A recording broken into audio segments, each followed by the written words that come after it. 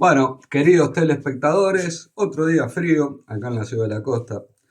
Les habíamos prometido traerles los entretelones del tema Soledad Barrera.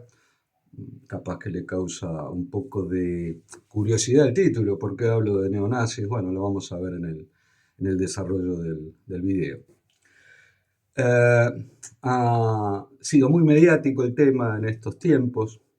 La decisión de Cristina Lustenberg, de la ministra de Salud, de rebajar la pena de suspensión al anestesista condenada por el caso de mala praxis y la muerte de otra profesional de la salud, la doctora Soledad Barrera, anestesista Miralles, que es la que está en medio de toda esta controversia. Y hace poco nuestro entrañable colega Ignacio Álvarez hizo una producción para su programa Todo se sabe, en que dijo cosas muy interesantes, pero como siempre omitió otras también muy interesantes. Y bueno, acá vamos a echar luz en este caso. Primero que nada, queridos amigos, telespectadores, que nos honran con su permanente seguimiento, nosotros queremos ver el bosque y no el árbol. No nos vamos a quedar en un caso puntual, sino qué está pasando en materia de adicciones en la salud, que es lo más importante, y que el mismo Ignacio Álvarez reconoce en su programa. Y para poner en contexto esto, no tenemos que ir al 2023, no ahora. El lamentable deceso de Soledad Barrera fue en el año 2023, mediados del 23. Una doctora que se va a operar de algo sencillo, una operación de vesícula, y termina en el CTI falleciendo posteriormente. Un caso que nos enteramos por la tenaz y constante persistencia de su mamá, a cual admiramos mucho, para perseguir las causas de esto y que esto no quedara impune. Quizás cuántos casos habrá en los cuales los familiares, por desconocimiento o por otros temas, no tienen la misma tenacidad y no lo sabemos. Lamentablemente, muerte por mala praxis no es algo poco común en la salud. Pero en ese año 2023, Ignacio Álvarez denuncia, con pruebas, de que había denuncias contra Miralles bastante graves, de que era adicta al fentanilo, de que abandonaba la sala de operaciones, cosa que Miralles niega, y después vamos a ver quién puede tener razón, y que hacían que muchos médicos no quisieran operar con ella, y que entre otras cosas trabajaba en varios nosocomios y tenía varias denuncias. Y ahí Ignacio Álvarez habla de que incluso trabajó en el hospital militar. Entonces, ¿qué hicimos? Bueno, si hay un lugar vertical donde se debería respetar la disciplina en materia de salud, justamente tiene que ser el hospital militar, o debería ser el hospital militar. Así que hicimos un pedido de informes al Ministerio de Defensa, que fue muy gentilmente respondido, en la cual nos reconocen que sí, que la doctora Miralles trabajó en el Hospital Central de las Fuerzas Armadas entre el 22 y el 23. O casualidad, el periodo en que estaba recibiendo denuncias en otros nosocomios. Extraño, ¿no? Con un ministro de Defensa también médico, Javier García, casi pediatra, no es pediatra. Bueno, parece ser que la salud no se comunica entre ellos. Y con otra cosa también llamativa, porque la ministra de Salud en ese entonces era Karina Rando, que también es anestesista. Casualidad, ¿no? Curioso. Un gremio que es muy acotado, que tiene solo 500 afiliados. Hay solo 500 anestesistas en Uruguay, la mayoría en Montevideo, que debería conocerse casi todo, y este tipo de cosas debería ser corriente. Karina Rando, que también trabajó y es muy cercana al hospital militar en la parte de operaciones hepáticas, es la especialidad del hospital militar en alta complejidad, hepatología. Y bueno, en ese sentido me llaman mucho la atención las cosas, porque Ignacio Álvarez llega a demostrar en su programa que hay acusaciones de anestesistas en otros nosocomios que casi se mueren por sobredosis, y manifiesta que esta doctora Miralles supuestamente requecharía incluso de la basura biológica del hospital, con ese riesgo que conlleva, ampollas de fentanilo o restos de jeringa de fentanilo para su consumo.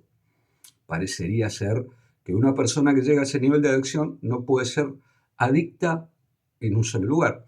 Pero curiosamente, en el periodo de informes del Ministerio de Defensa, periodo de acceso a la información pública, perdón, no sé quién para pedir el informe al Ministerio, sí, como ciudadano y periodista puedo realizar en base a la ley el periodo de acceso a la información pública correspondiente. El hospital militar dice que trabajó en ese periodo con buena conducta, sin problemas. Y ahí se nos abre un abanico de posibilidades. Esta señora anestesista Miralles era adicta en algunos lugares y en otros no. Nos mintió este informe del Ministerio de Defensa. Que aclaremos que esto fue año 2023. Si este Ministerio de Defensa no tiene informes de mala praxis o problemas de Miralles, es algo que pasó en el gobierno anterior y que no plasmó debidamente en los papeles, en las conductas, el gobierno anterior. En todo caso, mintió el gobierno anterior, no dejó constancia de ninguna irregularidad. ¿Será así? ¿Tendrá razón Miralles y fue el pato de la boda y no era ella que robaba fentanilo? Fentanilo que ya hay bastante denuncia de sustracción. Es el problema de adicción del momento, es la droga del momento, un opiáceo muy potente que incluso sirve como precursor a las metanfetaminas y es corriente lamentablemente en las fiestas electrónicas en Punta del Este. Me hace acordar a la derecha FES, por ejemplo. En Argentina hay graves acusaciones. Por ejemplo, la Andis llegó a comprar 50 kilos de fentanilo. La dosis es menos de 1 gramo. Así que saquen la cuenta cuántas dosis compró solamente esa repartición argentina. Pero bueno, miremos el bosque, no el árbol, Nachito Álvarez. ¿Cuál es ese bosque? Bueno, tenemos un problema de adicciones en el país entero que no fue tratado en su momento, en el gobierno anterior donde apareció.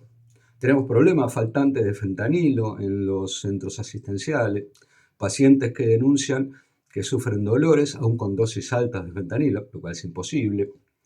Una droga muy adictiva, un corredor de carreras con un accidente terrible en Argentina contaba su experiencia y fue una auténtica tortura dejar esa adicción.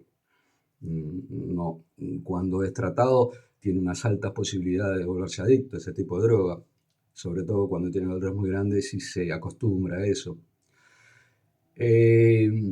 Tenemos también en los profesionales de salud, increíblemente, problemas de adicciones de ese tipo, están muy en contacto con eso. En Italia hay una denuncia de que una anestesista fue drogada por un colega con fentanilo para violarla, por ejemplo. Y ahí nos surge otra pregunta. Si fue adicta a Miralles, ¿cómo se volvió adicta? ¿Cómo llegó a eso? Una profesional de la salud que sabe que eso mata. Y después tenemos dos versiones. Tenemos la versión oficial de la oposición en Uruguay, en la cual la culpa de todo esto es de Lustenberg, cosa que claramente no lo es. Y tenemos la otra versión, tenemos la versión de Miralles, que niega su adicción y dice que determinadas pruebas no fueron tomadas en cuenta en el juicio y que simplemente aceptó su culpabilidad porque su representante legal le dijo que no tenía posibilidad de ganar. Y después nos hemos comunicado con gente del Ministerio de Salud Pública para ver las estrategias y qué está pasando.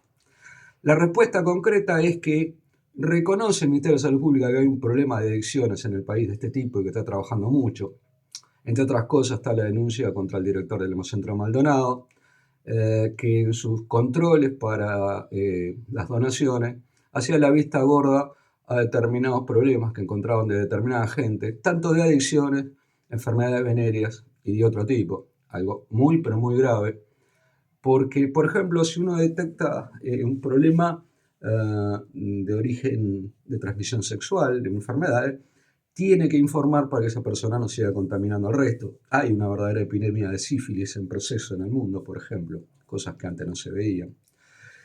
Y nos dicen que la estrategia es acercarse a los adictos que puedan hablar y que puedan ser rehabilitados y no hacer la vista gorda como hizo el gobierno anterior.